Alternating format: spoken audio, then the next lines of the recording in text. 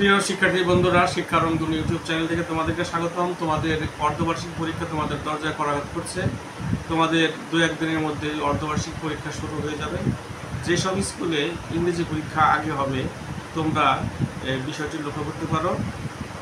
আজকে প্রশ্ন নিয়ে আলোচনা করছি এবং প্রশ্নের সমাধান মানে প্রশ্নটা কিভাবে লেখা যায়, সহজ করে লেখা যায় বা অপেক্ষাকৃত ভালো বোঝা যায় এবং বুঝে লেখা যায় সে লক্ষ্যে নিয়ে আজকের ভিডিও।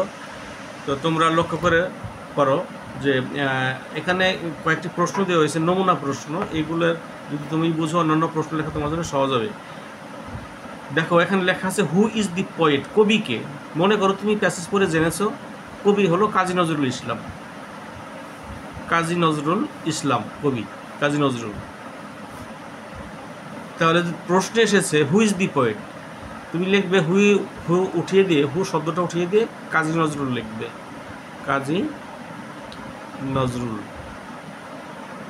আর যা আছে তাই লিখবে, লিখে এই প্রশ্নবোধকটা কেটে দেবে, জাস্ট একটা ফুল স্টপ দেবে, বাকি সবটুকু লিখে ফুল স্টপ দেবে, বাস হয়ে গেল। তাহলে হু দিয়ে যে ব্যক্তিকে চাচ্ছে সে ব্যক্তির নামটা লিখে বাকি সব অপরিবর্তিত থাকবে, শুধু প্রশ্নবোধকটা উঠে যাবে। এই হলো হু দিয়ে যদি প্রশ্ন আসে তাহলে এভাবে লেখা যায়। আচ্ছা, পরবর্তী প্রশ্ন, why did he go to school. Why দিয়ে যদি প্রশ্ন আসে এটার আনসার অনেকভাবেই দেওয়া যায়, যেমন টু দিয়ে দেওয়া যায়, তারপরে এস দিয়ে দেওয়া যায়, সো দ্যাট দিয়ে দেওয়া যায়, এগুলো দিয়ে দেওয়া যায়। তাহলে আমরা হোয়াই দিয়ে প্রশ্ন করলে বিকজ দিয়েও অ্যান্সার দিতে পারি, তবে মনে রাখতে হবে যদি ডিড থাকে হোয়াই দিয়ে প্রশ্ন করে বা অন্যান্য হোয়েন হোয়ার, যদি ডিড দিয়ে প্রশ্ন ডাব্লিউ যুক্ত পরে যদি ডিড থাকে এবং ডিডের পরে যদি নট না থাকে তাহলে আমরা এই ডিডটা উঠাই দিব, ডিড রাখবো না, ডিড রাখার আমার দরকার নেই, রাখা যাবে না। Why did he go to school, সে কেন স্কুলে যায়। ধরো তুমি প্যাসেজে পেয়েছো সে স্কুলে যায়, স্কুলে কেন গিয়েছিল, স্কুলে গিয়েছিল সে পড়ার জন্যে, রিড, আমাদের অ্যান্সার হলো রিড, পড়ার জন্য স্কুলে গিয়েছিল। তাহলে আমরা ডাব্লিউ যুক্ত শব্দ এটা উঠাই দিব, ডিড থাকলে ডিড উঠাই দিব, তবে ডিডের সাথে যদি নট থাকে সেক্ষেত্রে কিন্তু আমরা উঠাবো না। তাহলে আমরা লিখবো যে সাবজেক্টটা আগে হি, এইখানে যেহেতু ডিড উঠাই দিছি, এই ডিড উঠাই দেওয়ার কারণে এই ভার্বটার পাস্ট ফর্ম দিতে হবে। তাহলে গো এর পাস্ট ফর্ম কি, went. He went to school, to যদি বলছি টু দিয়ে অ্যান্সার দেওয়া যায় তাহলে টু দিব টু রিড বা স্টাডি, অধ্যয়ন করার জন্য যায়, স্টাডি। তাহলে হি went to school to read or study. আচ্ছা, এটা গেল প্যাসেজে। তুমি মনে করো যে তুমি প্যাসেজে পেয়েছো যে রিড লিখলে অ্যান্সারটা হবে, তাহলে এইভাবে আমরা অ্যান্সারটা দেব। বা স্টাডি যদি থাকে প্যাসেজে, স্টাডি লিখলে অ্যান্সার যদি হয়ে যায় তাহলে আমরা এইভাবে অ্যান্সারটা দিতে পারি। পরের প্রশ্ন, when does he get up, সে কখন ওঠে। তুমি মনে করো প্যাসেজে পেয়েছো সে 5টার সময় ওঠে, সকাল সে 5টায় ওঠে, তাহলে আমরা কি করব, ডাব্লিউ যুক্ত শব্দটা উঠাই দিব, পরে ডু ডাজ এগুলো আমরা উঠাই দিব, এবং পরে যে সাবজেক্ট আছে সাবজেক্ট থেকে আমাদের শুরু করতে হবে। এটা কিন্তু ছোটো হাতের স্মল লেটার ছিল, ক্যাপিটাল লেটার দিতে হবে। এখানে যেহেতু আমি ডাস এর সাথে ডু এর সাথে এস ছিল, আমাদের এই জন্য এই ভার্বটার সাথে এস যুক্ত করতে হবে, হি গেটস আপ। এখন এই যে হোয়েনের জন্য আমি কি লিখব, কখন ওঠে, আমরা প্যাসেজ পরে বুঝেছি যে 5টায় ওঠে। He gets up at 5 o'clock, 5 o'clock, তাহলে আমাদের অ্যান্সারটা হয়ে যাবে।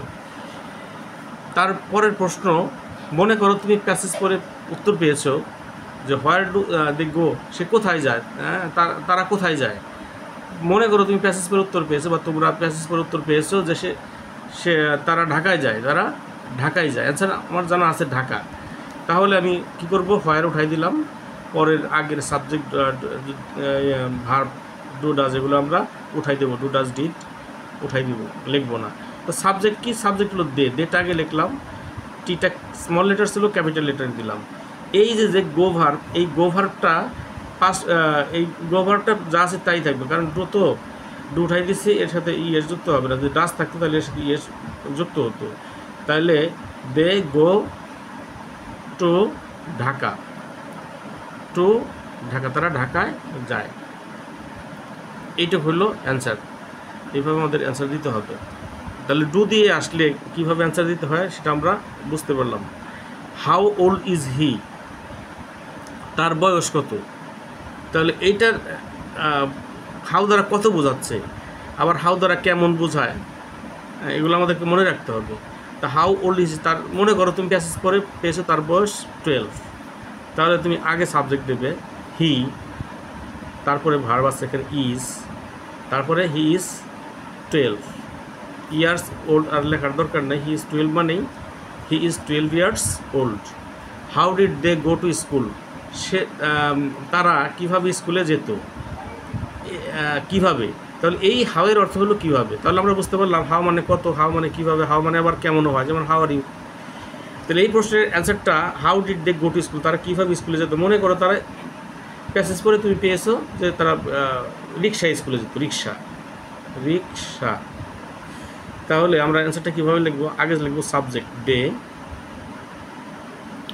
গো, সাবজেক্টের পরে আমরা কী দেবো, গো। আগেই বলেছি এগুলো ডাব্লিউ যুক্ত ওয়ার্ড এবং ডাজ ডিড এগুলো উঠাই দিতে হবে।